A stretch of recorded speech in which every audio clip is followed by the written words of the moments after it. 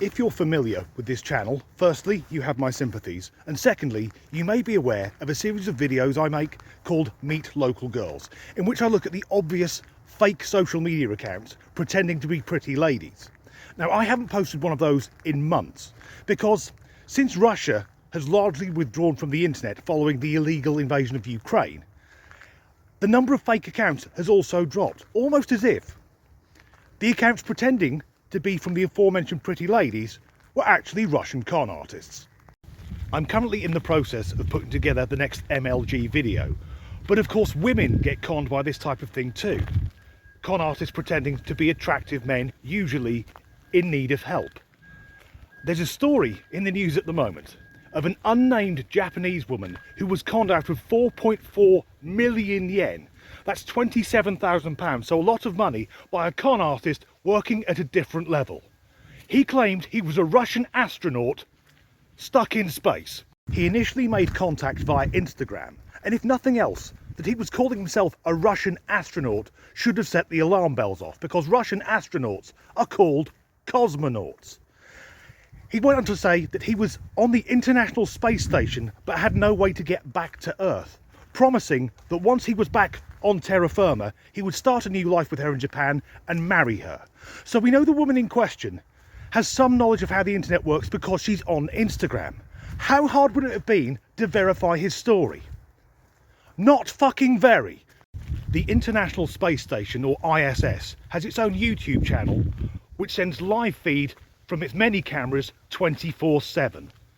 Also, if you Google ISS crew, it will tell you who is currently up there. Nonetheless, he managed to convince the woman that he was stuck on the ISS by using stock photos he found on the internet, saying that he needed the money to buy a rocket to go home. Aside from billionaires like Richard Branson and Jeff Bezos, I believe that the vast majority of astronauts and cosmonauts don't need to buy their own spacecraft. And as much as we've seen that Russia is nowhere near as efficient as we all thought it was, it's run by global terrorists and fucktards, I don't think even the Russian Space Agency would send a man into orbit without fucking provision for getting him back. The Russians use the Soyuz 2 launch system, and each launch costs between $53 and $225 million.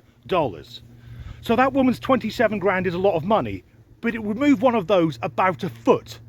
Certainly it wouldn't be sufficient to get it to the 17,500 miles an hour it takes to break Earth orbit. All this information can be found very quickly on Google. Other search engines are available, but no fucker uses them. The so-called romance scams rocketed, no pun intended, during the first COVID lockdown, and they're still fairly common in this strange new world we're all living in. But that has to be the daftest thing I've ever heard. How is there someone so fucking gullible they believe they're getting regular text messages from a cosmonaut who's lost his sodding rocket? Because that's less believable than when I get sent a message saying follow this link and you'll find hundreds of attractive young Eastern European ladies who want to bounce on you like a pneumatic drill. I also get messages promising exotic ladies from Asia, and despite being married to the whitest woman in the world, I am fond of the Asian persuasion. Although I will say, the only downside to ladies from the Far East is that when they orgasm, it sounds like someone's clubbing a seal. So we're in October 2022, and it transpires that no matter how outlandish or ridiculous a con is, there'll always be someone thick enough to fall for it. And with that in mind, I'm off home now to message random women on social media explaining that I've walked into a wardrobe and now I need money to get out of fucking Narnia. As ever, thanks for watching. The Russians use the fucking bollocks. The Russians use the Soyuz, they've fucking done it again, twat. Each launch costs between no, it's fucking 53. Turn off, you prick. Just Eastern Europe, often I fuck it up again. Or promises of exotic Asian beauties. This sounds like a fucking 70s porn film. I'm sure that gays and lesbians, they must get the same sort of scam messages, but how do the non-binary crowd go with that? How does a con artist go, hello, my pronouns are zim, when they don't know what the fuck they're talking to at the other end? I'm not that bothered, to be honest. Fuck it, I'm going home.